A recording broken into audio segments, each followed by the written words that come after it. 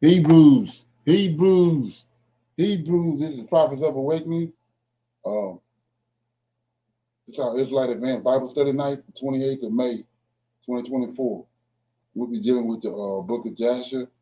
I'll be reading chapters 88, 89, 90, and 91. Okay, dealing with Joshua. Okay, you can go to our YouTube channel, The Prophets of Awakening. Check out our videos. We have a bunch of videos, over right at 1,000 that you can look at and examine them and get the meat out. Okay, these videos will connect dots for you, lead you into the truth of the Holy Scriptures. If you like what you're hearing and receiving, I'm asking you to like, share, and subscribe to the channel. It'll be greatly appreciated. And for those that want to support the channel, you can go to our cash app at the bottom of the screen and help support the channel. Okay. For those that don't know, this is a non-Messianic channel. We deal with the Tanakh and the Torah. Tanakh being the Old Testament, so-called Book of Remembrance, and the Torah is the first 5 books that was given to Moses by the Lord of hosts to bring Moses up to par with everything that happened from the Adam until Mount Sinai. Okay. Shalom and welcome to the channel. Welcome to our Israelite Advanced Bible Study. We're going to do our normal, which is a moment of silence, prayer, psalms, current events, and need to know information. Then we'll open it up for some Q&A and dialogue. Then we'll go into our reading out of the book of Jasher. Okay. Moment of silence for the Lord of hosts and all that he's doing to bring about our prophesied deliverance in these last days. Oh Lord, we pray into the Lord, our God, and we make our confessions. Oh Lord, the great and dreadful God, keep your covenant and mercy to them that love thee and to them that keep thy commandments. O Lord, righteousness belongeth unto thee, but unto us the confusion of faith as it is this day, to the men of Judah, to the inhabitants of Jerusalem, and in all Israel that are near and that are far off, through all the countries where thou have driven us because of our trespassing, that we have trespassed against thee. As it is written in the laws of Moses, all his evils come upon us in the land of our captivity, here in the Americas, Caribbeans, Great Britain, and Africa. O Lord, according to thy righteousness, I beseech thee, let thine anger and thy fury be turned away from thy city Jerusalem and thy people and thy holy mountain. O Lord, hear this prayer, cause thy face to shine upon thy sanctuary and thy people for your sake. O Lord, open your eyes and incline thine ears to hear and to behold our condition. O Lord, hear. O Lord, forgive. O Lord, hearken and do. Defer not for thy own sake, O my Lord, for thy people and your land need you justly at this hour. Peace be unto you. Okay, so with that being said, I'll read a psalm. Okay.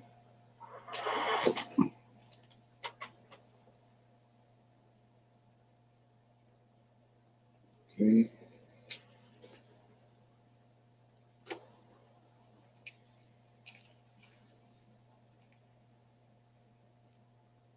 I'll read Psalm 67. Okay. It's let all the people praise thee. Okay. God be merciful unto us and bless us and cause his face to shine upon us, Selah, that thy way may be known upon the earth, thy saving help among all nations. Let the people praise thee, O God, and let all the people praise thee. O let the nations be glad and sing the joy, for thou shalt judge the people righteously and govern the nations upon the earth. Selah, let the people praise thee, O God, and let all the people praise thee. Then shall the earth yield her increase. And God, even our God, our own God, shall bless us. God shall bless us, and all the ends of the earth shall fear him. Okay, that was Psalm 67. Let all the people praise thee. Okay. So with that being said, we'll go to some current events. Okay. Okay.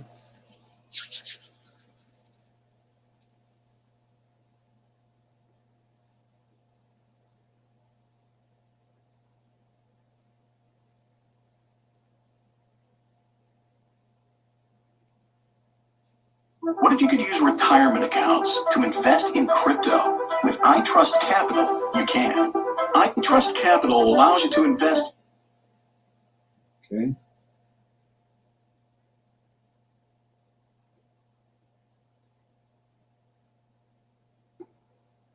In a hard place right now. The Fed is absolutely screwed right now, and they know it. And now we're hearing from some of the Fed governors, which are sort of quietly admitting the truth. They just admitted that the US dollar is about to change in a big way over the next few months. Pay attention to what's happening. So a couple of big news stories to get to that will directly affect your family and your finances in the next few months. So you better pay attention to this. Okay, right before the Memorial Day weekend, Jamie Dimon, head of J.P. Morgan Chase, the largest bank in the world, fired off a shot heard around the world. He issued an ominous warning about the U.S. economy. It made headlines everywhere. And when the most influential banker in America talks, it's wise to listen. Whether you agree with his politics or not, it doesn't matter. Jamie Dimon said he cannot rule out a hard landing for the U.S. economy. For those unfamiliar, of course, a hard landing is an abrupt and severe economic slowdown, followed then by a period of rapid growth. So in simple terms, it's a crash, okay? It's a crash. And who gets hurt the most in a crash? Yeah, middle class and lower class individuals. That's who gets hurt. Dimon, of course, is being very candid, admitting that anyone who reads history knows there's a good chance of a crash coming. And that's not all. Dimon went on to say that the worst possible scenario for the United States economy is stagflation. So I look at the range of outcomes, and again, the worst outcome for all of us is what I call stagflation. Higher rates, recession, that means corporate profits will go down, and we'll get through all of that. I mean, the world will survive that, but I just think the odds are a little bit higher than other people think. Of course, stagflation is a nightmare scenario where inflation keeps rising, unemployment stays high, economic growth stalls out. It's the perfect storm that economists, of course, dread. And in fact, they dread it more than a recession. That's why Dimon says what's happening in America reminds him of the stagflation of the 1970s in America. It was a devastating period for Americans, and it could do so again. Stocks would plummet, hitting 401ks, retirement savings particularly hard. Adding to this gloomy picture, J.P. Morgan's own internal analysts are forecasting market volatility, despite the stock market reaching record highs this year. They warn it could become very unstable very soon. The S&P 500, for instance, could fall by 20%, they say, by the end of the year. 20%. That's according to J.P. Morgan's chief market strategist. That is a significant drop, and it could wipe out a lot of gains that people have been relying on for their financial security. Imagine if you're about to retire and your 401k gets wiped out by 20%. Sound familiar? 2008, 2009, all over again? People who were ready for retirement, and then because of the crash, their entire retirement was wiped out and they had to continue working and never were able to retire. Let's be clear about what this means. If we face a hard landing or stagflation, the stock market will take a hit. Your 401k, your retirement savings, your investments, all of them at risk. This isn't fear-mongering. This is coming straight from the top bankers and strategists who are seeing the warning signs right now. Don't shoot the messenger, okay? But this is not just Jamie Dimon who's worried. It's the Fed. They are now admitting that they don't know what to do right now. The past week, during the Federal Reserve's meeting, they admitted that they're growing more concerned about inflation, with no immediate plans to cut interest rates. They've held the rate steady at a 23-year high right now.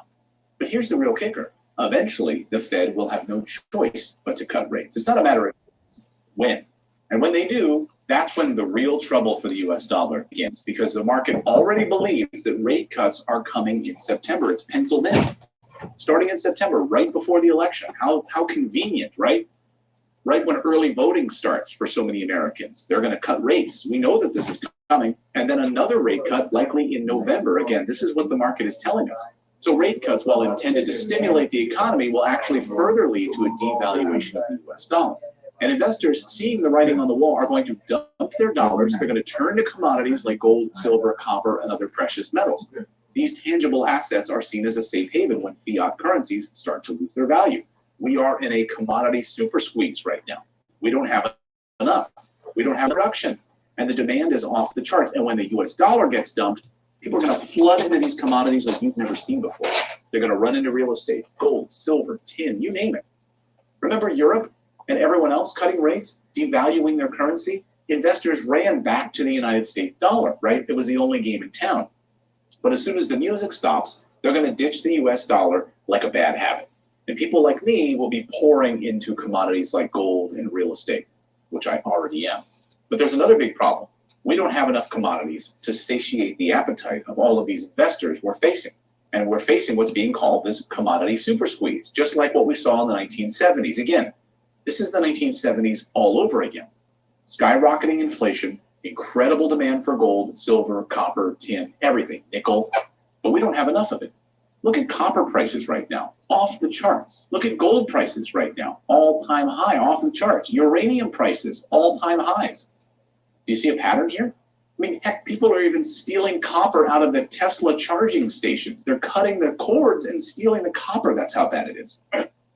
What if you could use retirement accounts to Okay.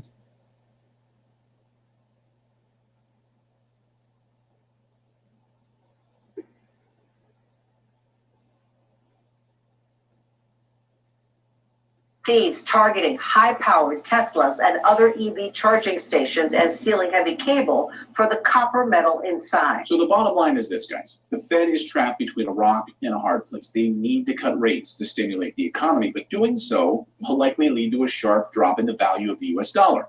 People will leave the US dollar. It will trigger a mass exodus from the dollar into safer commodities, and that will destabilize the economic landscape even further. I hope you are preparing with your family right now.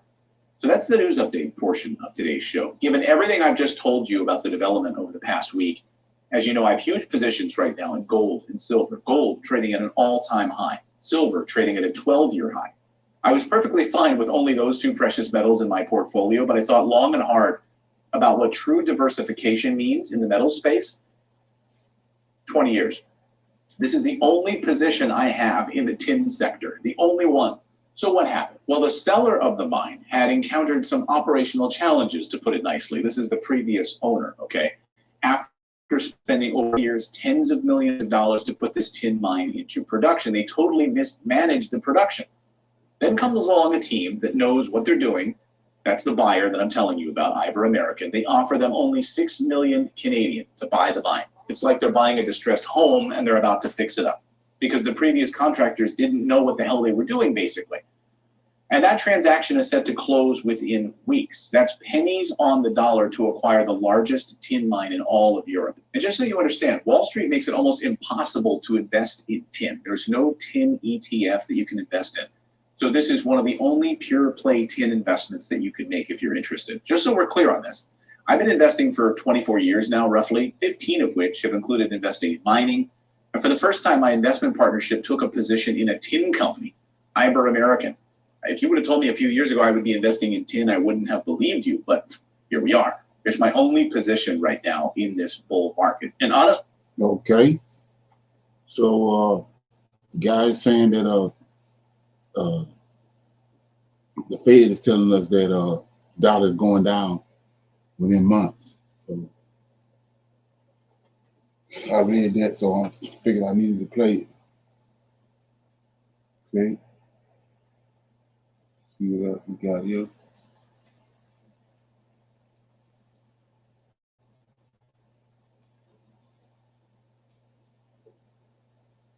warning has been issued to the entire United States. That right there has many people freaking out.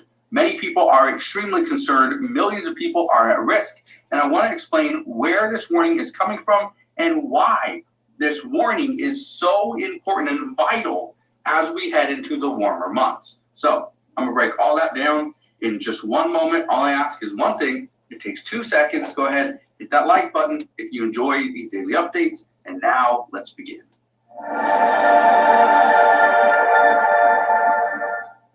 So what is this nationwide warning that was just issued the other day? Well, we're going to get to that in just a moment. But this warning, the reason why I'm bringing this to your attention is because of something else that is currently going on. And that has to do with the weather.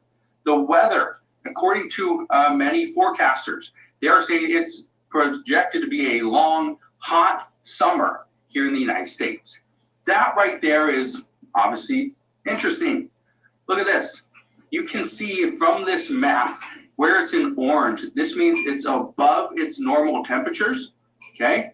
Over here, it's equal chances, right? And then here in the orange, it's slightly above as well. But keep in mind that this is extremely important, what we see here, okay? Because of this. There's a drinking water warning that has been issued nationwide here in the US. That was just issued the other day. I want to read some of this to you. It says, EPA outlines enforcement measures to help prevent cybersecurity attacks and protect the nation's drinking water. This is just from 3 days ago on May 20th.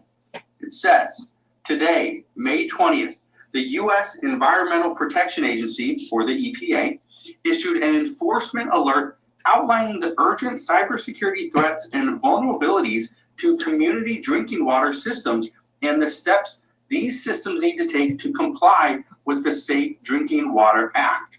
The alert is part of the government-wide effort led by the National Security Council and the Department of the Homeland Security, Cybersecurity, and Infrastructure Security Agency to reduce the nation's infrastructure and cybersecurity vulnerabilities. EPA is issuing this alert because threats to and attacks on the nation's water system have increased in frequency and severity to a point where additional action is critical. The key there is the attacks on the nation's water system have increased in frequency and severity. I've told you this before. This happened previously with our power supplies and power plants, that people were increasing the frequency in which they attack these, and they were increasing the severity. It wasn't just shooting it with a couple bullets. Now it was actually driving a car into them and completely ruining them. Okay, so that's kind of what we're seeing. Now, I want to get back to this though, okay? This drinking water warning. Why is this such a big issue? It has to do with the heat. Okay, it really has to do with the heat. Because right now, cities are looking for new ways to keep people safe and alive. The summer heat, according to experts, could be some of the highest we have seen in recent years.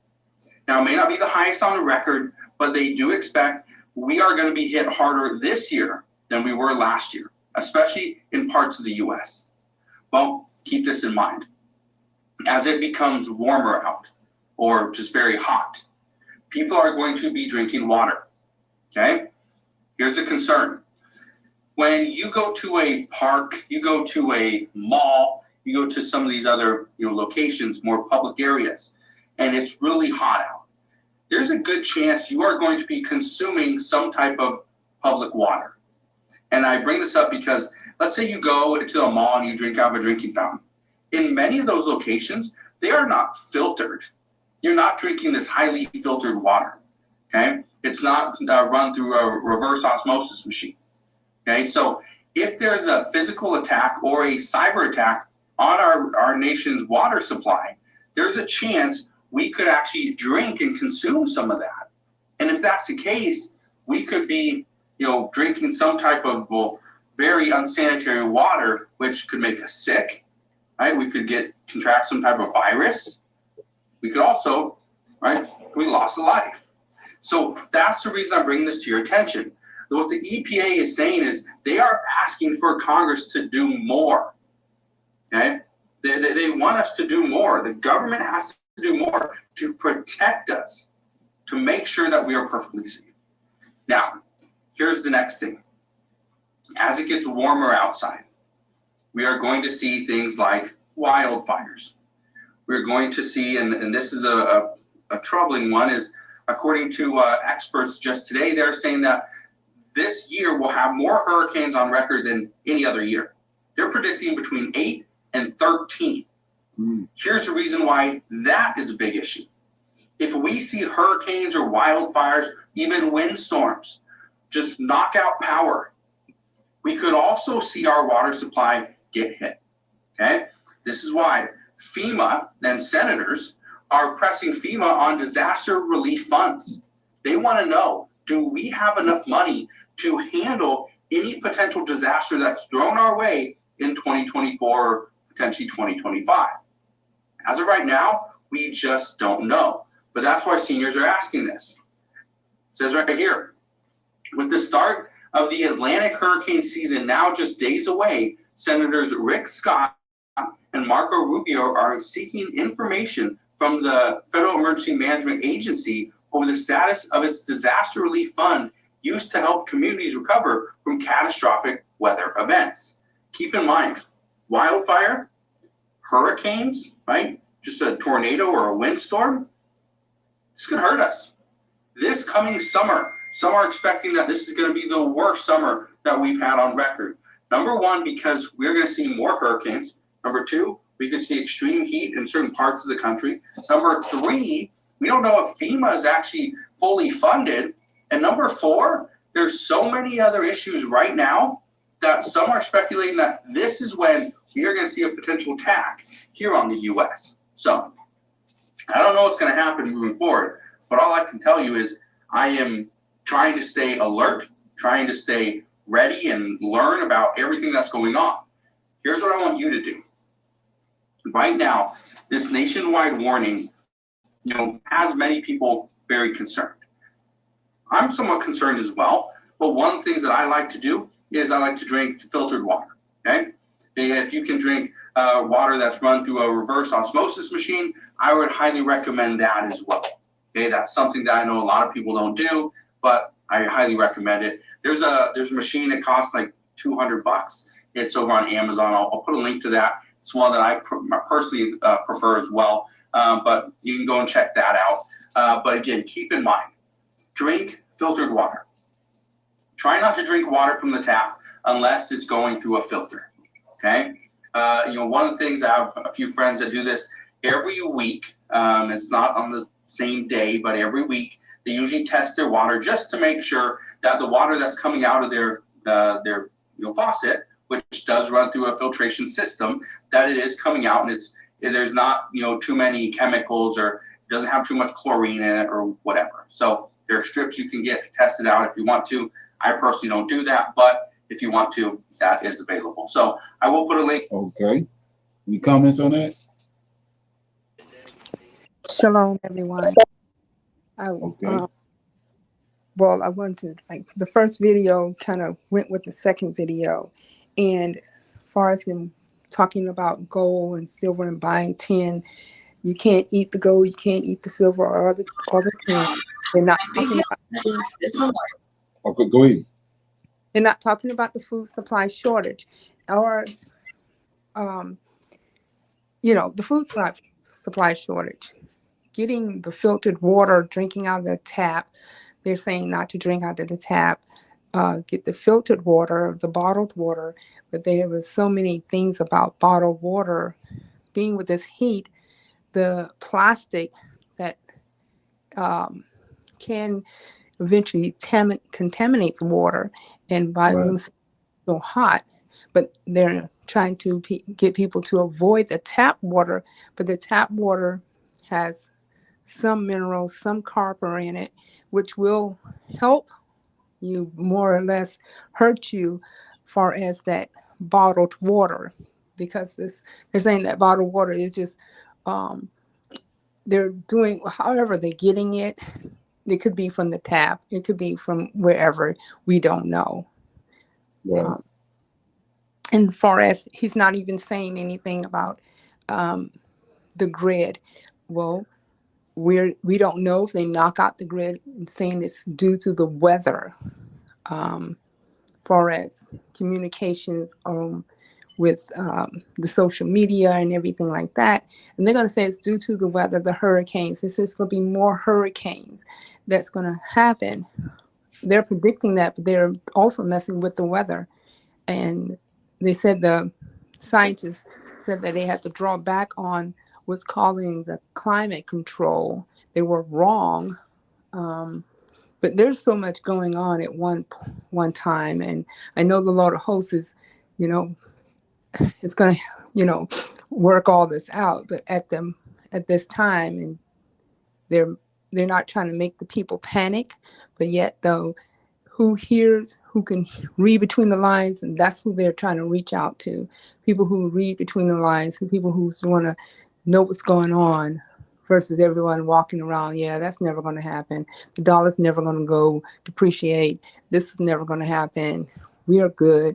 But if they're talking about FEMA, if you can send trillions of dollars to Ukraine, why can't each state get the trillions of dollars to help them out during the weather crisis, doing all these crises that's coming about with the fires, the floods?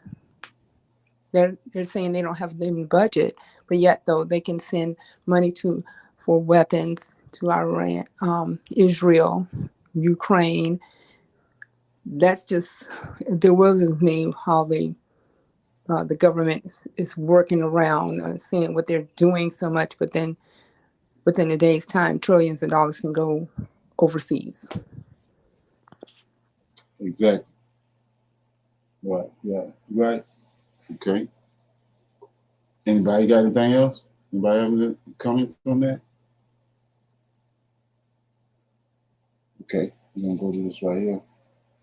You need to know information. Yes, welcome. Well, welcome to the channel.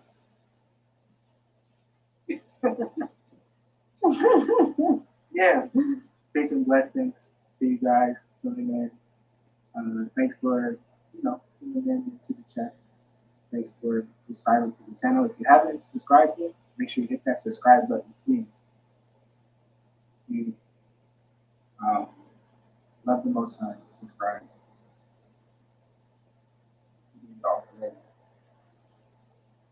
I wasn't ready for that one. That was different. That was a different one. Subscribe if you want to hear about African news from, well, let me put it like this. If you want to see prophetic news about America from an African perspective, because we are in Africa, and I've been in Africa going on 4 years in August 2024 this year. It'll be 4 years. Yeah. That's like a wonderful celebration. Like 4 consecutive years. Yeah, it's beautiful. So, guys, when you answer the chat, make sure you like the video. We will deeply appreciate it. Today we're going to be talking about some articles that we see, because we go to our email. This is a hot mess. This is a hot mess. We see trending stuff. This is urgent. Man, this is crazy. What they said, they literally said this. They literally said this. This is urgent. Okay, first of all, y'all better go share this video to all Americans, because people are in La La Land at the 9 to 5, ordering pizzas, go to the mall every now and then. In America, you got to deal with a little racism, but nobody cares. There's millions and millions and billions of migrants. Nobody cares. Everybody's just kind of like, oh, let's chill. Like, it's too much. It's a lot. This is everything. It's something important to talk about. Because I'm not sure if you guys seen this headline. Go ahead and read it. Okay, y'all not going to believe this. But if you have seen the headline, let us know. Y'all not going to believe this. We're reading Newsweek, and so Putin's allies suggest that missile strikes happen on an iconic American landmark. Now, I'm going to read y'all this article. Let me know what y'all think. Putin's allies suggest missile strikes on iconic American landmarks. So, first of all, why would you just suggest this in the open? As if it's like funny, I guess. To them, missile strikes are funny. So let's just start there. Like, the mindset of even saying something like this is interesting. Yesterday? This was yesterday. Yesterday. So this is urgent breaking news, okay? Today is Sunday, the 26th. And that came out the 25th. Yeah. So Vladimir Salayo, Salayo, media personality and ally to Russian President Vladimir Putin, recently suggested that Moscow launch a missile strike at the torch of the Statue of Liberty in New York City.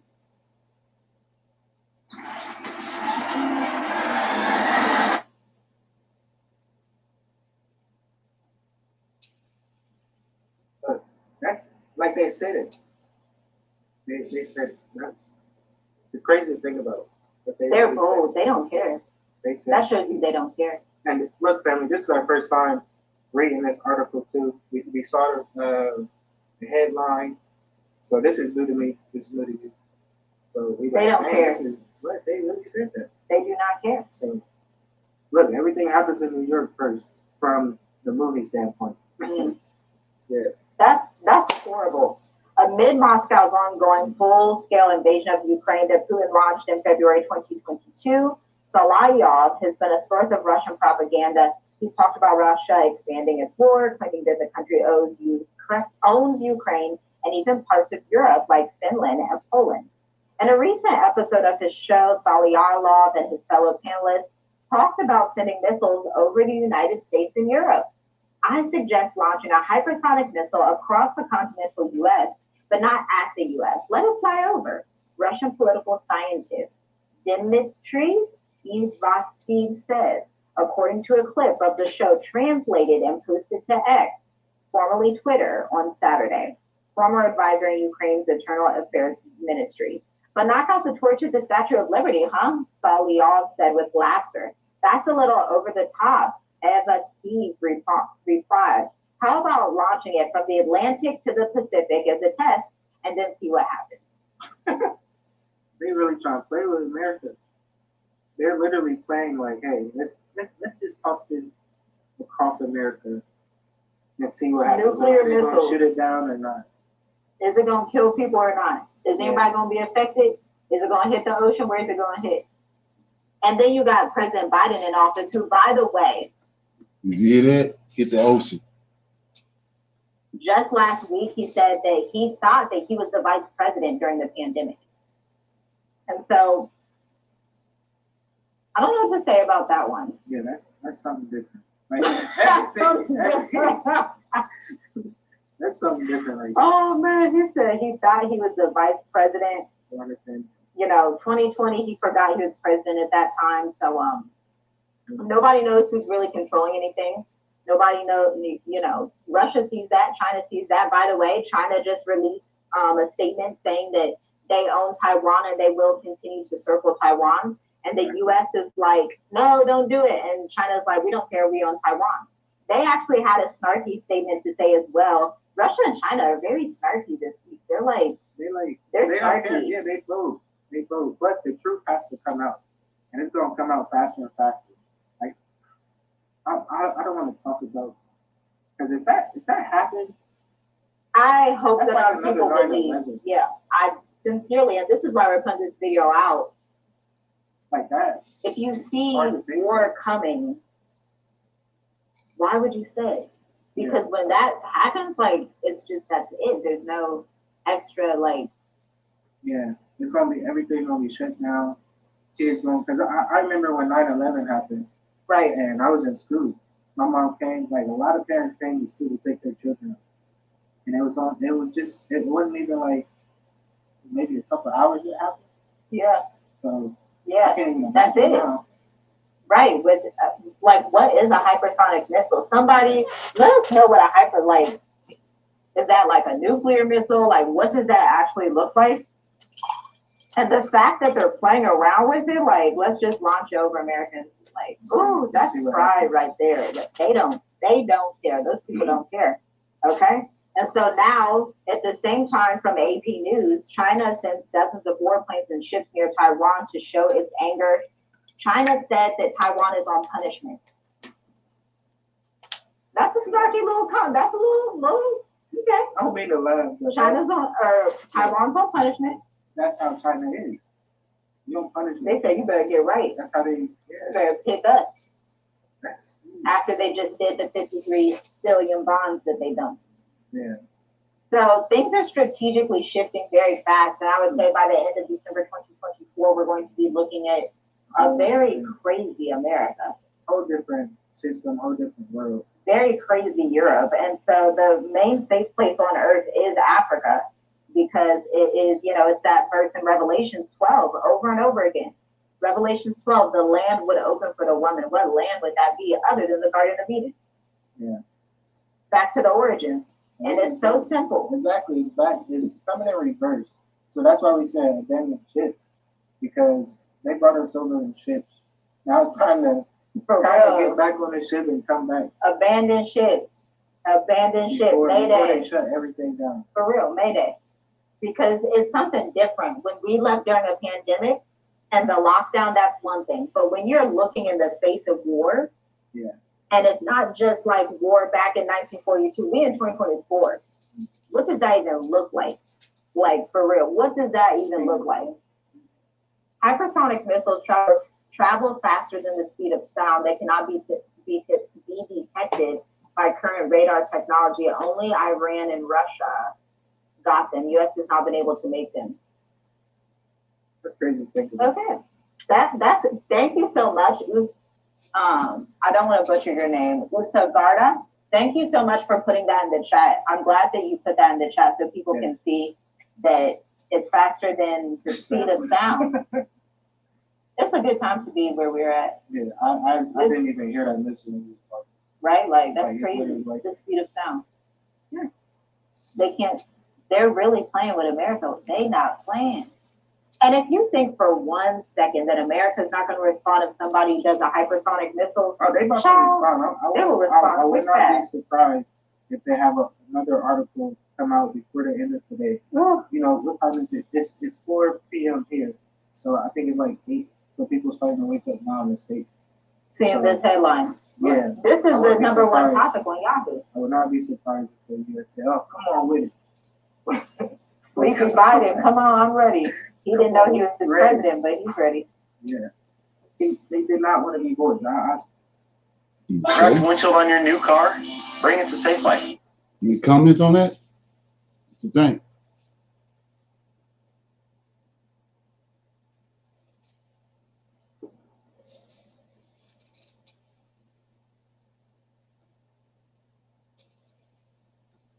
No comments on that?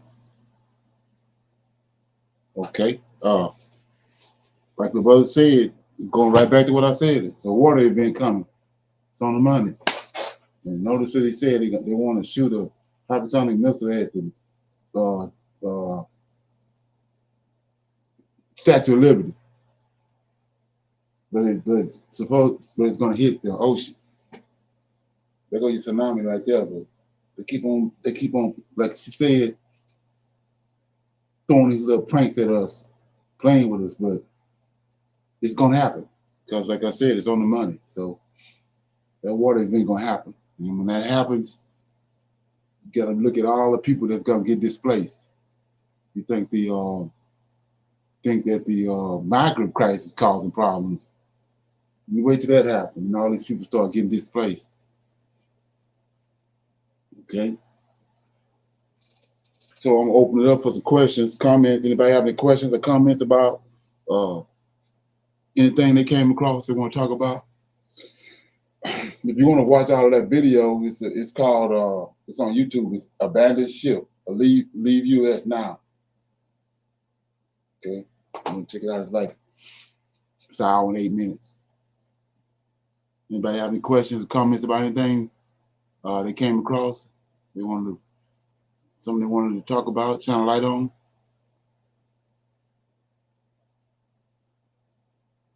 Okay. Okay, this right here, and then I'll read out the book of Joshua.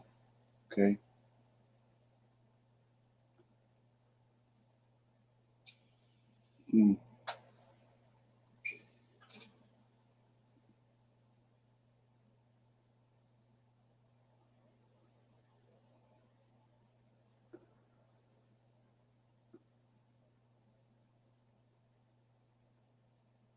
Others coming from? Why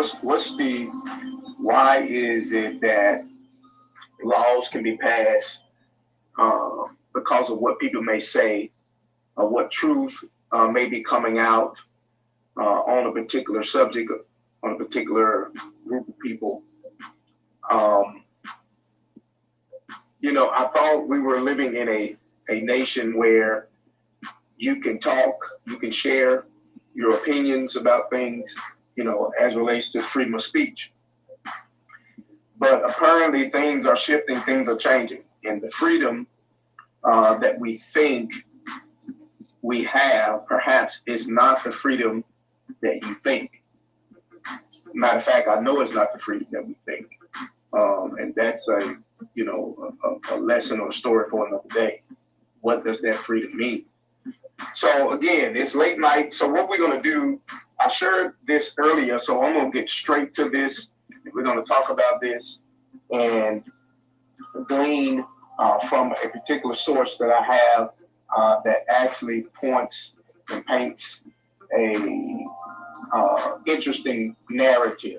And so we have a prophecy that is written in the Bible. And that prophecy is concerning Japhet. And I call it Japhet prophecy of Genesis 9:27. Japhet prophecy of Genesis 9:27. And these books that you see here before you, the controversy of these particular authors and what they pose has been a subject of debate. It has been a subject of very hot topics and hot matters of conversation, whereas trying to bring some light and shedding light on the European community as relates to the European Jews, what we know today as Ashkenazi Jews.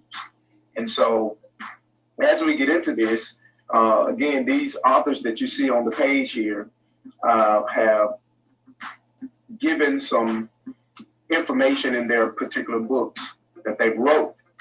And this has caused quite a stir in the Ashkenazi community, and it's catching momentum. And now there's an awakening that's happening in the African diaspora, or what we would call African Americans specifically, that there's an awakening that's happening to identity of these individuals, to the point to where now there is such momentum that I believe partly that the anti-Semitic push is partly because of the awakening that's happening in the African diaspora as it relates to who we are, as it relates to being Hebrews and being connected to Jacob. So with that being said, it has caused me to do greater research on who I am and greater research on the connection of the diaspora, those who were scattered all over the world, just as the prophecy states, right? There's a prophecy that states that the children of Israel, the tribe of Judah and the northern and southern tribe, Judah, Israel, will be scattered all over the world, all right? And this scattering will be by force. And so we know that there was a scattering with the Arab slave trade, and then there was a scattering with the Atlantic slave trade. So we know that there was a scattering of Israel from the land of Israel through the Assyrian Empire, which you can read that in 2 Kings chapter 17. All right. We know Babylon also was a part of the scattering of Israel. Okay. We know Rome was a part of the scattering of Israel. We know the Greeks were a part of the scattering of Israel. And so now, with that being said, we have a group of people that have come forth and taken the status of Israel. And of course, they end up in Germany, which we know them as the German Jews, or again as the Ashkenazi Jews. And then these particular books that you see on the screen here begins to give us a different take concerning these individuals, concerning the Ashkenazi Jews as relates to being converts. So this is what these particular books say. And it, again, over time, it has begun to catch momentum, and especially in the African community of those who subscribe to be Hebrew Israelites, all right? And so I believe this is why the anti-Semitic, you know, with Kyrie Irving coming out, stating some things a few years back, or a year or so back, and he promoted a book called Hebrews to Negroes. And that caused quite a stir. And of course, you know, he had to come and repent, you know, state some things. And again, all of this is a part of the anti-Semitic rhetoric that really began to catch momentum. Now, again, you can talk about anybody, but you can't talk about the Ashkenazi Jews. So what is the issue? What is the problem? And again, here's the elephant in the room. So the African Americans, again, who are claiming this as relates to being Hebrew Israelites, and I'm saying, you know, just for the purpose of this video, all right? And I can truly say that it's not a claim, all right? This is not a claim. There's so much historical documents. There's so much historical truth to the connection of not every single American as relates to African American, okay, but a great majority actually have connections, blood ties to Abraham, Isaac, and Jacob. And I know this is far-fetched for most people. It is something that is perhaps maybe unheard of for others. And this is why there's so much controversy right now. This is why there's so much controversy. And so I'm going to talk about it. And I don't want to take a lot of time here because we talked about this earlier today. So I really want this video to be maybe, no more than 20, no more than 30 minutes. Really, if I can keep it less, so we're already at 10 minutes. So looking at what we have on the screen here, again, we have these authors that wrote about the Khazar Empire and its heritage, Arthur Koestler, the 13th tribe, and then you have Shlomo Sand, who wrote the bottom half of the books that you see. And these are Jews, okay? These are what we would call Ashkenazi Jews that actually talk about this. So these authors actually were, or at one time, called or accepted the Ashkenazi Jewish way. All right, they were Jews. They are Jews. Okay, but of course we see here Shlomo, and I think this is in the middle of the bottom right here. It says why, or I think it's why or how I stopped being a Jew. All right.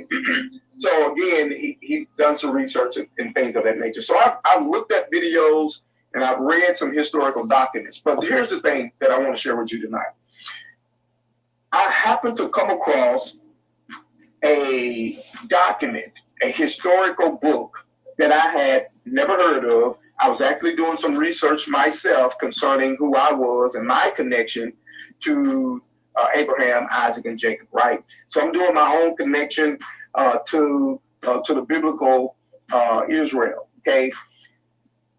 And in my research of who I was, and I'm going to talk about that too in a later video and just show you some of the steps that took place that led me down this path, all right? And to where now I'm strongly convinced, all right? I'm strongly convinced there's no more belief.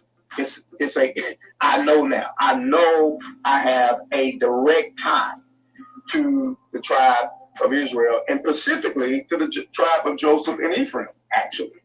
All right, but I have blood connection to the tribe of Judah. I have blood connection to the tribe of Gad.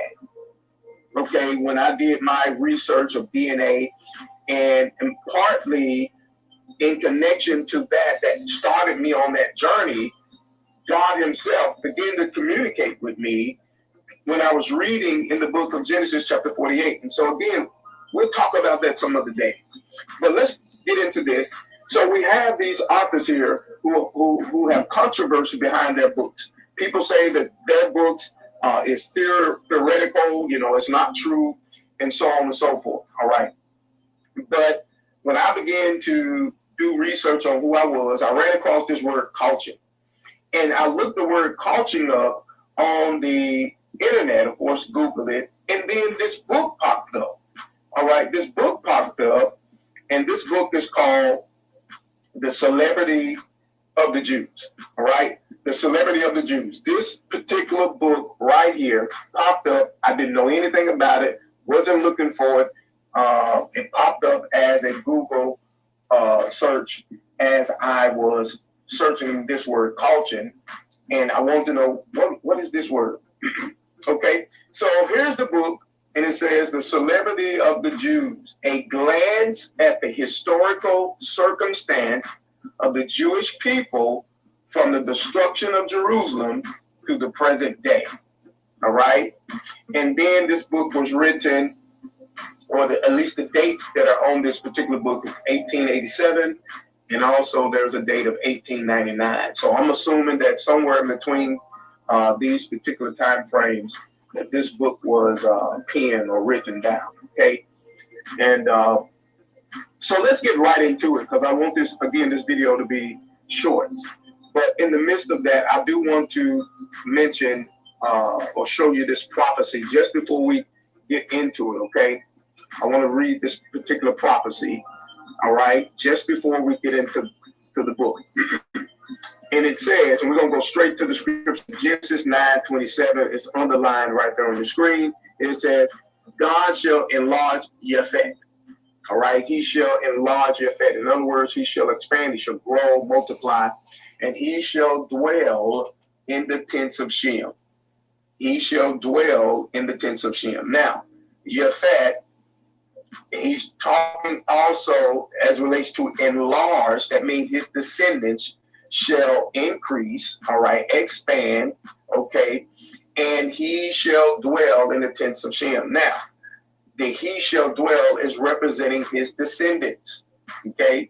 It's representing his descendants, because we know that Shem had not established the land, which was Canaan, which they would actually inhabit, okay, that God promised to give them. We know that that land had not yet been given over to them until Abraham, Isaac, and Jacob and come on the scene, to where they began to get into the land. Of course, the children of Israel, and then we end up in Egypt, and then from Egypt we end into Canaan through the conquest of Joshua. All right. The kings who had succeeded Bulan, all right, from which it appeared that he was the 12th descendant from the first convert to Judaism. So this means that there have been 12 generations of kings who are walking in the way of Judaism from the Khazarian Empire. Wow. So we have 12 kings who had been walking in the way of Judaism, direct descendants of King Bulan, who were the one that had the encounter with the angel.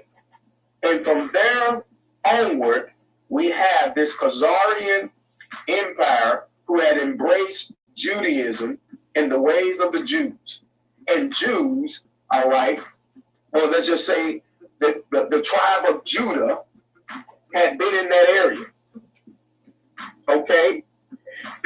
And actually, I believe that this book is giving us truth, because the way this is being laid out in this book, it doesn't look like is there any bias. It doesn't look like there's any trying to make something be something that is not, or something that is not to be something.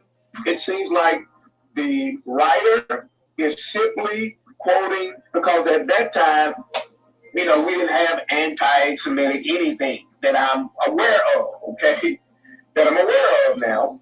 So there's no, bias here. He's just giving the history of what took place in the Khazarian Empire. Now that's Okay, so that video is there a Jewish convert connection between the Khazarian Empire, right? That's the title of the video, and a book. The book is The Celebrities of the Jews. The Celebrities of the Jews. So you want to check that out. Okay. Anybody have any comments or questions on that? Okay. No questions, no comments. We're going to Jasher and start reading out of chapter 88. It's when Joshua took over. Okay. And it's kind of interesting some of the things that happened that we kind of read over. But I'm gonna kind of shine a light on it, especially in chapter 88 of Joshua. It says, this chapter 88, verse 1. And it was after the death of Moses that the Lord said unto Joshua the son of Nun, saying, Rise up, pass the Jordan to the land which I have given unto the children of Israel, and thou shalt make the children of Israel inherit the land. Every place upon which the soles of your feet shall tread shall belong to you.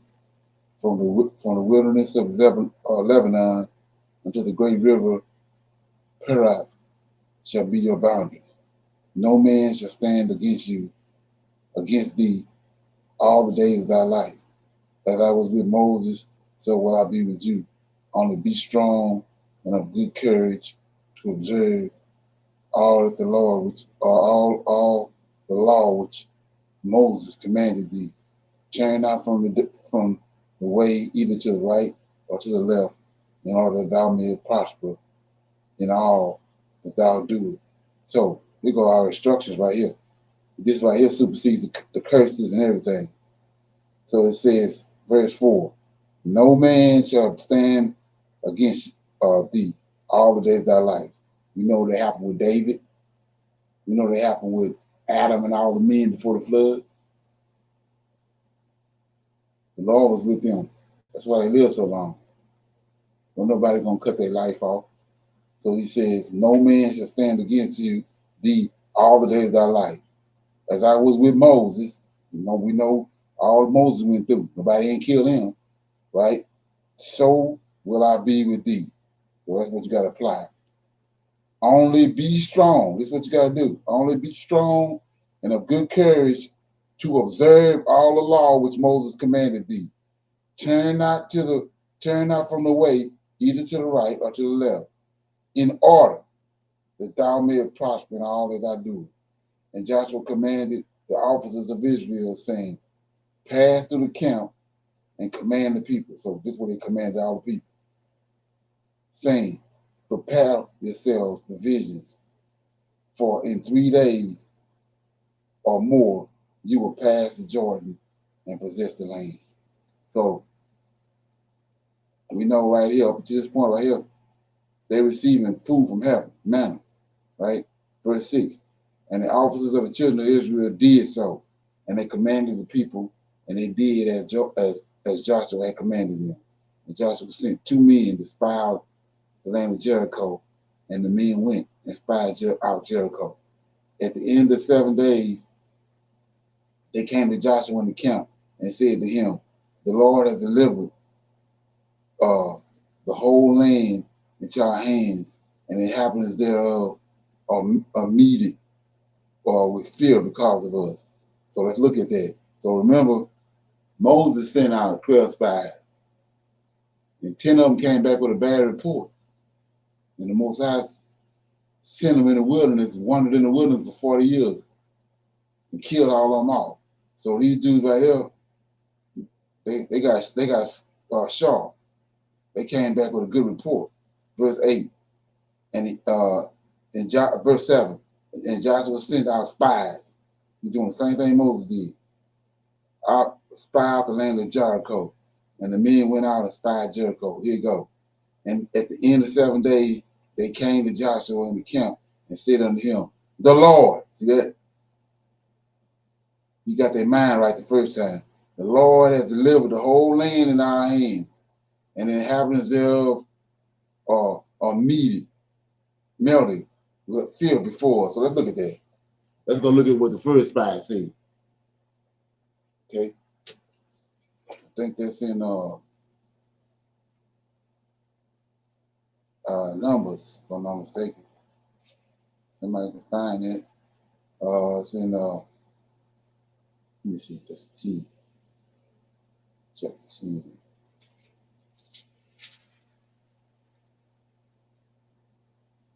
Okay, the locust. Is it Numbers chapter 13, sir? Numbers 13. Okay, yeah, there you go. The report. This is the report of the spies that Moses sent out. Verse 26. It's 13:26.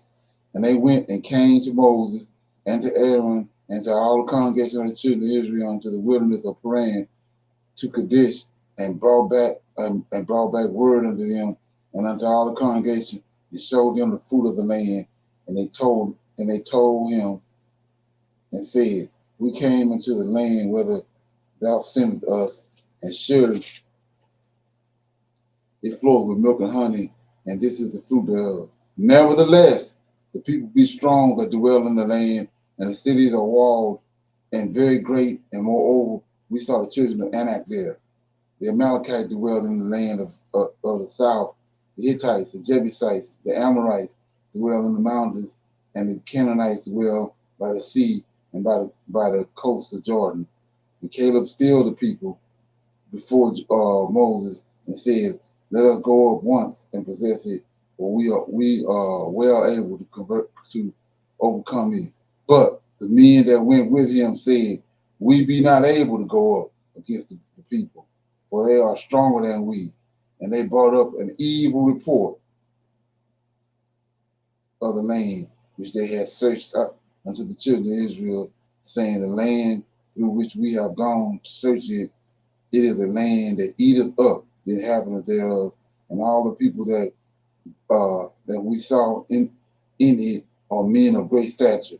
And there we saw the giants, the sons of Anak, which come of the giants, and we were in our own sight as grasshoppers, and so were we in their sight.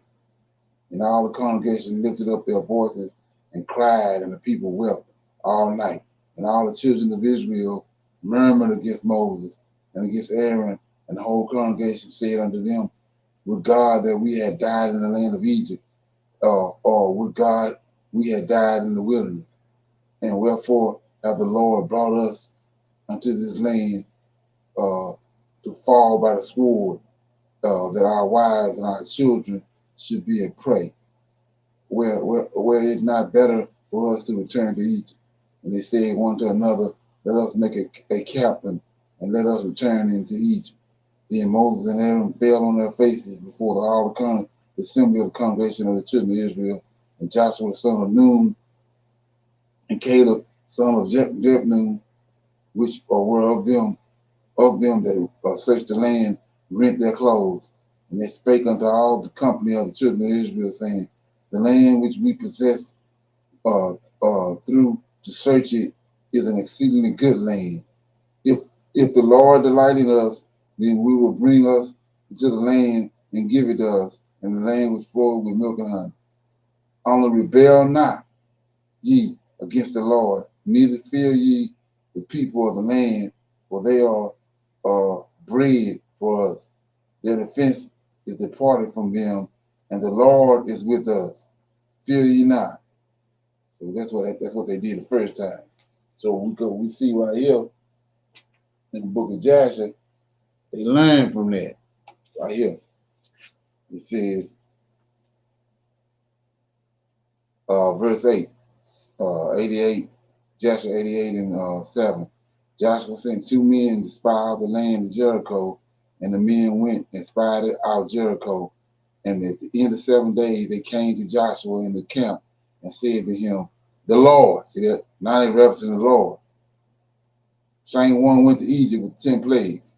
And the Lord has delivered the whole land in our hands, and the inhabitants thereof are melted with fear before us. And it came to pass after that Joshua rose up in the morning, and all Israel with him, and they journeyed from Shechem and Joshua and all Israel with him passed the Jordan. And Joshua was 82 years old when he had passed the Jordan with Israel. And the people went up from Jordan on the 10th day of the first month, and they encamped in Gilgal at the eastern corner of Jericho. And the children of Israel kept the Passover at Gilgal in the plains of Jericho on the 14th day of the month, as it is written in the laws of Moses. It says in 12, and the manna ceased. It's the angel food.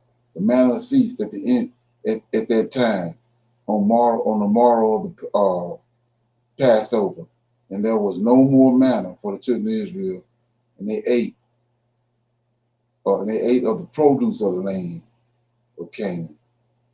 And Jericho was entirely enclosed against the children of Israel. No one came out or went in. So, do this Gilgal ring a bell for anybody?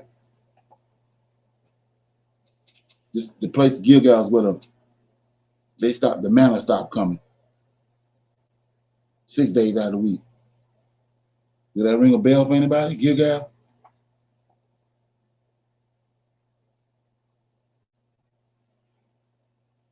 Can somebody read Judges chapter 2, verse 1?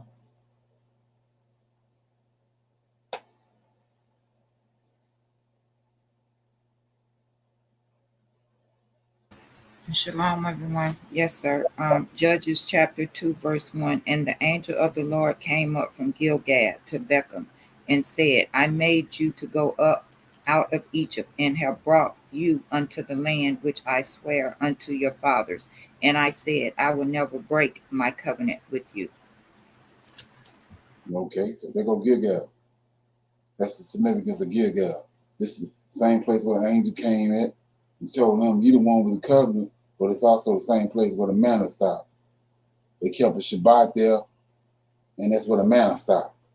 The day before they kept that Shabbat, the manna stopped coming. They had been getting that for 40 years. Okay. So verse 13, this is Joshua 88 and 13. And Jericho was entirely closed against the children of Israel, and no one came in and came out. And it was in the second month, on the first day of the month, that the Lord said unto Joshua, rise up, behold, I have given Jericho into thy hands with all the people thereof, and all your fighting men shall go round the city once each day. Thus shall you do this for 6 days. And the priest shall blow upon the trumpet, and when ye shall hear the sound of the trumpet, all the people shall give a great shout, and the walls of the city shall fall down. All the people shall go up, every man against his opponent. And Joshua did so according to all that the Lord had commanded him. And on the 7th day, they went round the city 7 times, and the priests blew upon the trumpets. And at the seventh round, Joshua said to the people, shout, for the Lord has delivered the whole city into your hands. Only the city and all that it contained shall be accursed to the Lord, and keep yourselves from the accursed thing, lest you make a camp of Israel, accursed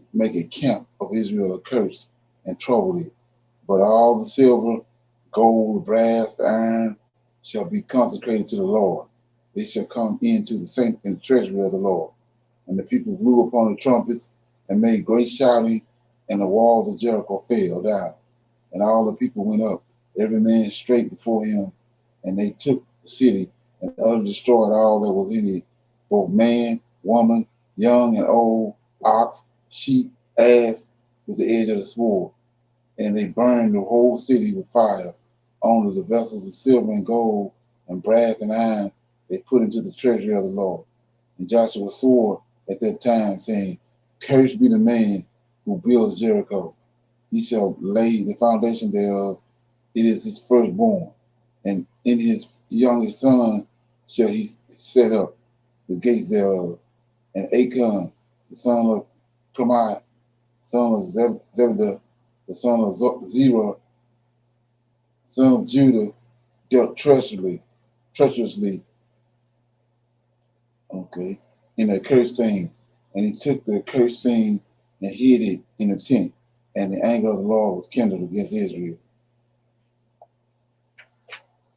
And it was after this, when the children of Israel had returned from burning Jericho, Joshua sent men to spy out also Ai and to fight against it. And the men went up to spy out Ai, and they returned and said, let not all the people go up with thee to Ai, only let about 3,000 men go up and smite the city, for the men thereof were few. And Joshua did so, and there went up with him of the children of Israel about 3,000 men, and they fought against the men of Ai. And the battle was severe against Israel, and the men of Ai smote 36 men of Israel, and the children of Israel fled from before the men of Ai. And when Joshua saw this thing, he tore his garment and fell upon his face to the ground before the Lord, and he with the elders of Israel, and they put dust upon their heads. And Joshua said, Why, O Lord, did thou bring this people over the Jordan? What shall I say after the Israelites have turned their backs against their enemies? Now therefore all the Canaanites, inhabitants of the land, will hear this thing and surround us and cut off our name. And the Lord said unto Joshua, Why doest thou fall upon thy face? Rise, get thee off, for the Israelites have sinned and taken their cursed thing, and I will no more be with them unless they destroy the cursed thing from among them. And Joshua rose up, assembled the people, and brought the Urim by the order of the Lord, and the tribe of Judah was taken, and Achan the son of Carmi was taken. And Joshua said to Achan, Tell me, my son, what hast thou done? And Achan said, I saw amongst the spoils a goodly garment of Shinar, and 200 shekels of silver, and a wedge of gold of 50 shekels weight. And I coveted them, and took them, and I beheld them. Behold, they are all hid in the earth in the midst of my tent. And Joshua sent men who went and took them from the tent of Achan, and they brought them to Joshua. And Joshua took Achan and these utensils, and his sons and his daughters, and all belonging to him, and they brought them into the valley of Achor. And Joshua burned them there with fire. And all the Israelites stoned Achan with stones, and they raised over him a heap of stones. Therefore did he call that place the valley of Achor. So the Lord's anger was appeased. And Joshua afterwards came to the city and fought against it. And the Lord said to Joshua, Fear not, neither be thou dismayed. Behold, I have given into thy hands Ai, a king and a people, and thou shalt do unto them as thou didst Jericho and her king. Only the spoils thereof and the cattle thereof shall you take for a prey for yourselves. Lay an ambush for the city behind it. So Joshua did according to the word of the Lord, and he chose from among the sons of war 30,000 valiant men, and he sent them, and they laid ambush for the city. And he commanded them, saying, When ye shall see us, we will flee before them with cunning, and they will pursue us, and you shall then rise out of the ambush and take the city. And they did so. And Joshua fought, and the men of the city went out toward Israel, not knowing they were lying in ambush for them behind the city. And Joshua and all the Israelites feamed themselves weary out before them, and they fled by the way of the wilderness with cunning. And the men of Ai gathered all the people who were in the city to pursue the Israelites, and they went out, and they were drawn away from the city, not one remained, and they left the city open and pursued the Israelites. And those who were lying in ambush rose up out of their places, hastened to come to the city, and took it and set it on fire. And the men of Ai turned back, and behold, the smoke of the city ascended to the skies, and they had no means of retreating either one way or the other. And all the men of Ai were in the midst of Israel, some on this side and some on that side, and they smote them, so that no one of them remained. The children of Israel took Moloch, king of Ai, alive, and they brought him to Joshua, and Joshua hanged him on a tree, and he died. The children of Israel returned to the city after having burned it, and they smote all those that were in it with the edge of the sword. And the number of those that had fallen of the men of Ai, both men and women, were 12,000.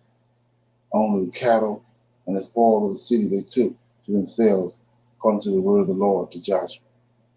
And all the kings on this side of the Jordan, all the kings of Canaan, heard the evil which the children of Israel had done to Jericho and to Ai, and they gathered themselves together to fight against Israel. Only the inhabitants of Gibeon were greatly afraid of fighting against the Israelites, lest they should perish. So they acted cunningly, and they came to Joshua and to all Israel and said unto them, We have come from a distant land. Now therefore make covenant with us. And the inhabitants of Gibeon overreached the children of Israel, and the children of Israel made a covenant with them, and they made peace with them. And the princes of the congregation swore unto them. But afterwards the children of Israel knew that they were neighbors to them and were dwelling among them. But the children of Israel slew them not, for they had sworn to them by the Lord, and they became hewers of wood and drawers of water. And Joshua said to them, Why did you deceive me to do this thing to us?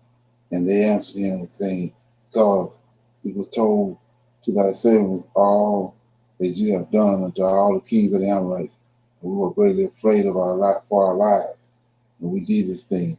Joshua appointed them on that day to hew wood and to draw water and to divide them for the slaves to all the tribes of Israel.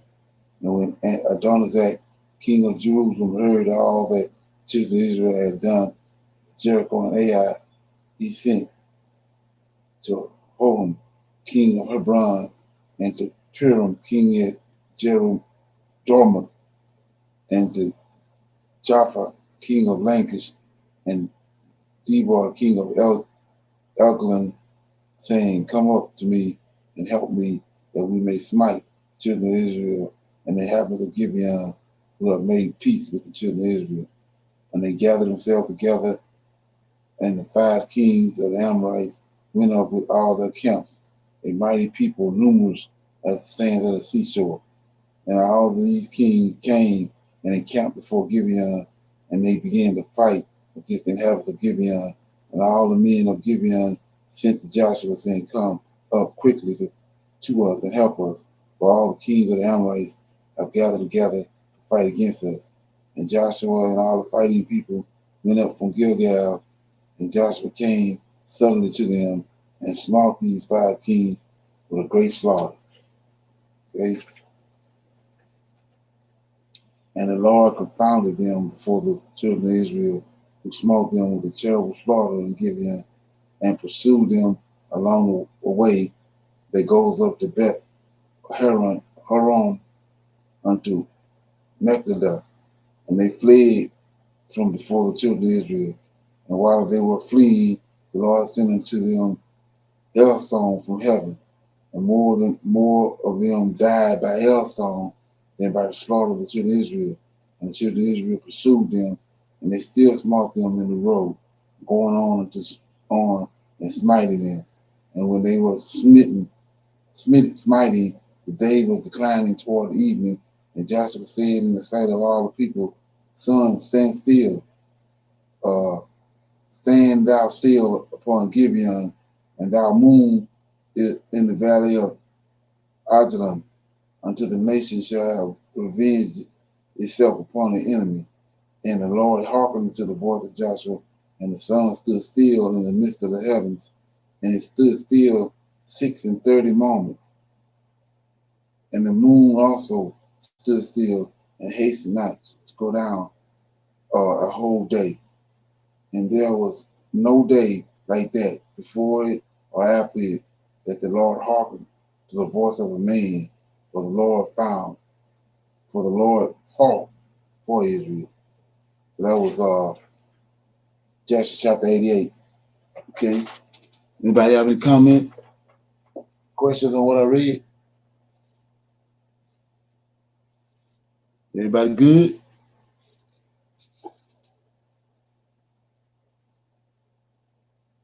Okay. Can y'all hear me? Yes, sir. Okay, yeah. So that was Jasher chapter 88. We're gonna cut it off right there. Nobody have anything, no comments or anything they want to shine light on? Okay.